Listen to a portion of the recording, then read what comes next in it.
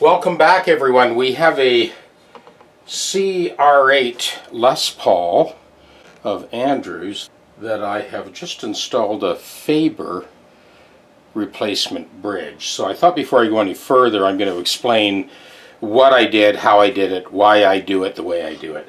First thing I did was I used the original bridge to get that string spacing right on the money. And as you can see, I've got a piece of red masking tape across there. Next, I just put a little tick mark on the red masking tape so it could be clearly seen. Then I took the right gauge files, 46, 36, 26, 17, 13, and 10 thou, and just nicked those saddles. So I wanted to point that out first before I take this tape off so you kind of know what I did and how I did it.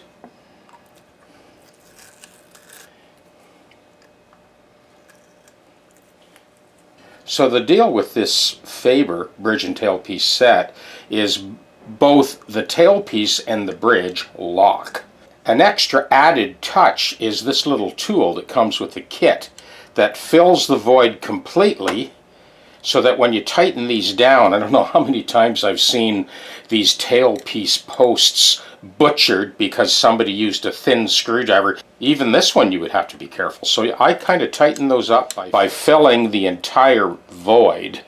The other end of the tool is used for this, and again, you don't have to reef on it, but if it ever did loosen up, which is highly unlikely, he would have the tool to snug it back down. We are going to be doing a light fret dress on this, and I'm going to be doing the compensated nut. But before I took off the original nut, I wanted to make sure we get these two pieces lined up. So there is our Faber bridge install. Now we are going to heat up and remove that original nut and of course make a compensated nut. It's all about tuning. And that there are 3 sets of these ferrules that allow you to adjust that tailpiece to 3 different heights. I took the medium set. I just want to make sure those strings clear the back of the casting. Andrew did have a wraparound on that original bridge. Luckily, the guitar is new enough that the strings didn't start digging into that original bridge. So all the original parts are in a Ziploc baggie. They'll be tucked in his case. And if at any time in the future he decides to put it back to original, no issue. So for both of you guys, Frank and Enzo, that just received your GPS units, I shipped out your fretting kits, and in those fretting kits you're going to see this fastener. This fastener set slides on top of the female rail, and it's basically a jack for underneath the pivoting neck assembly. It's not needed on the other side because you have the whole weight of the body and length of the neck holding it in place. But to completely immobilize this end of the pivoting neck assembly while I drive in those first 3 or 4 frets, I would routinely just use a piece of hockey puck. After some deliberation, I decided, you know something, we're going to give something to the guys in Australia or South Korea or Japan that maybe don't have access to hockey pucks. So I sort of get the guitar into place, and then I got a 1/2-inch wrench, and I just adjust that until I see the gap disappear on the other end. Doesn't take a lot of attention. So now that is completely immobilized. You don't really need it for fret dressing, but so like I said, for Frank, Enzo, and for Billy too, I know you haven't got one yet, Billy, but if you don't have access to hockey pucks, let me know and I'll ship one of these out. I know you're interested in getting a fretting kit as well, so I'll just stick that in the fretting kit. Okay, on with the job. So we are going to sort of remove that truss rod cover. So this is a little heat shield that I just lightly tape into place. This allows us to focus the heat directly on the nut without overheating the lacquer or the fingerboard.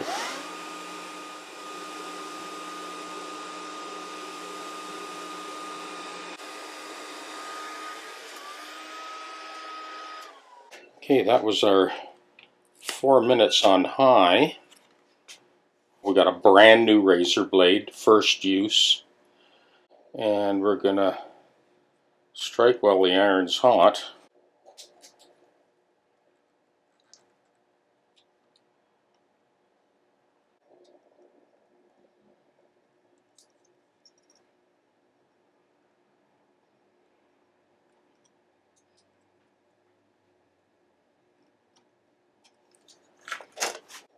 just give that a try.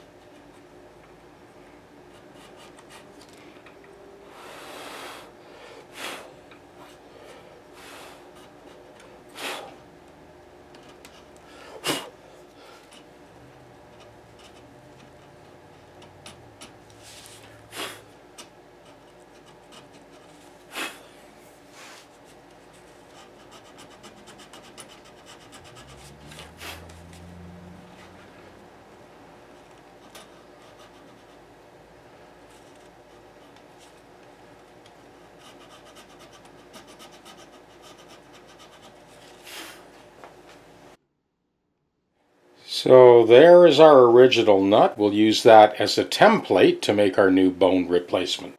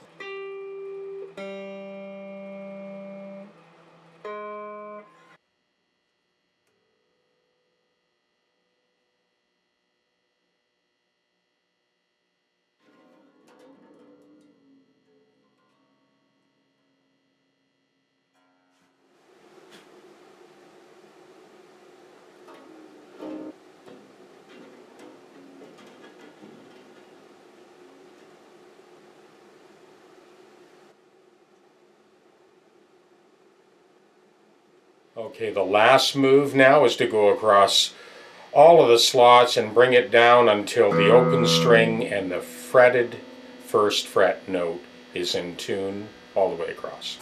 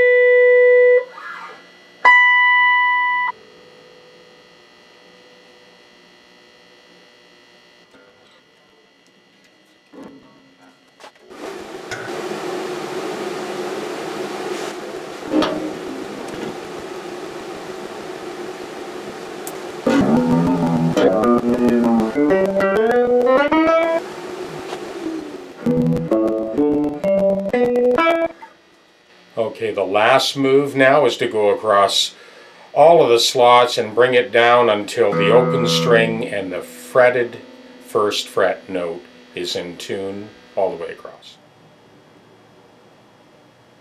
So now you understand why we leave so much extra height and overhang on those nut blanks that I send out, because the cross-sectional profile needs to be big enough to do any guitar on the planet.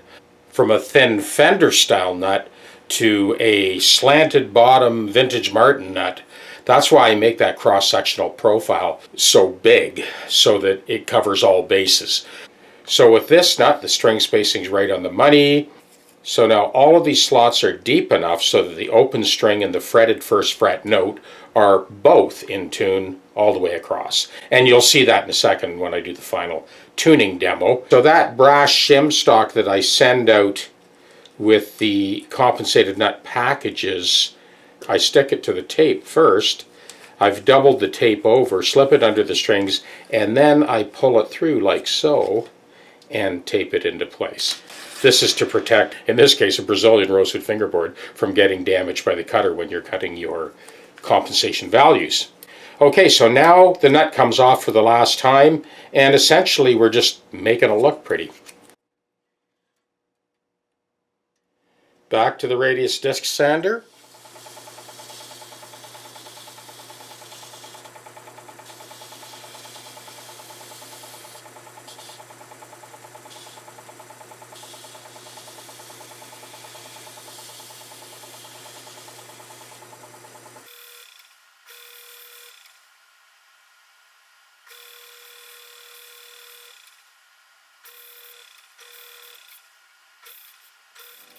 Here we go, moment of truth, the 6th string.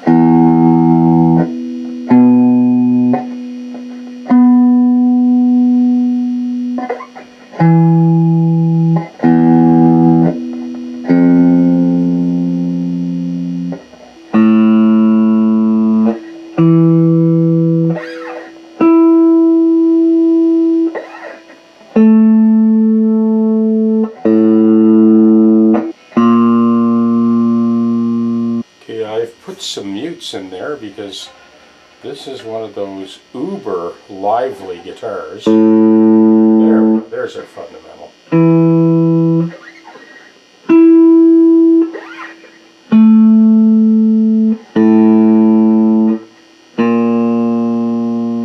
So I'll pull my foam mute over so the foam is dampening the other 5 strings, so that we get a clear fundamental note when we go to check the calibration. There we go.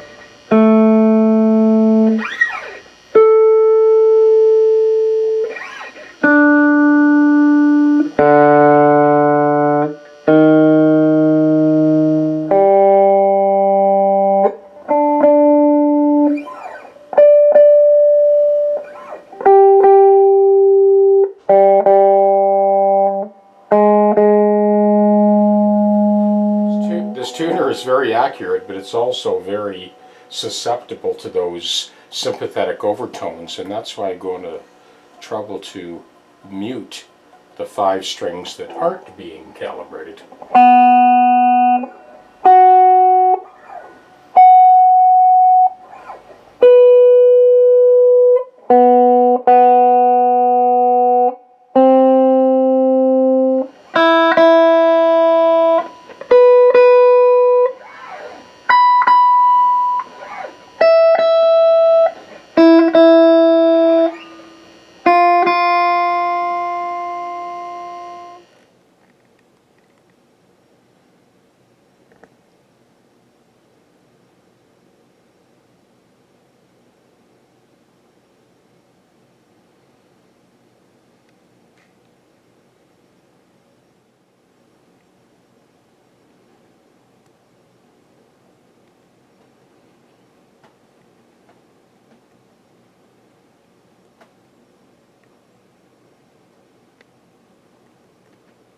Okay, on the wrap up here, I just want to talk about some aspects of this guitar in particular.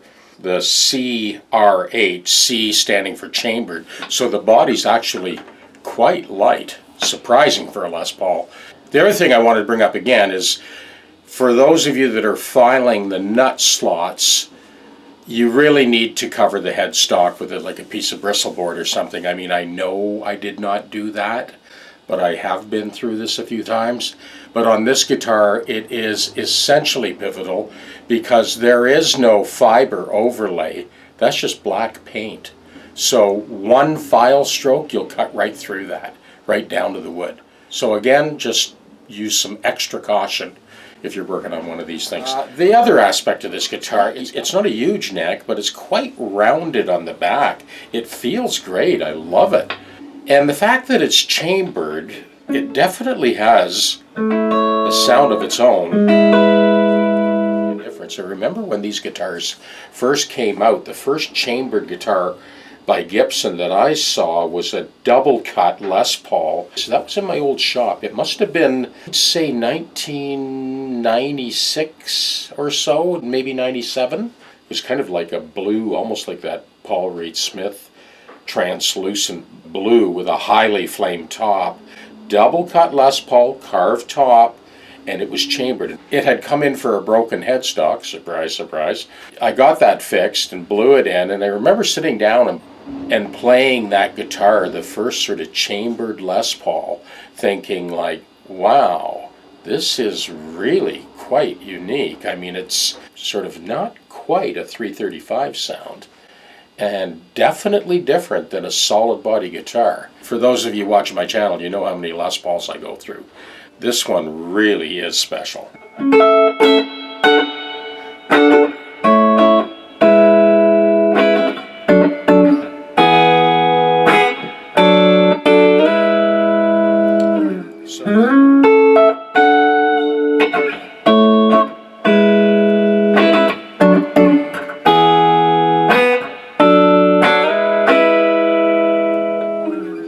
So this is the progression I've looped.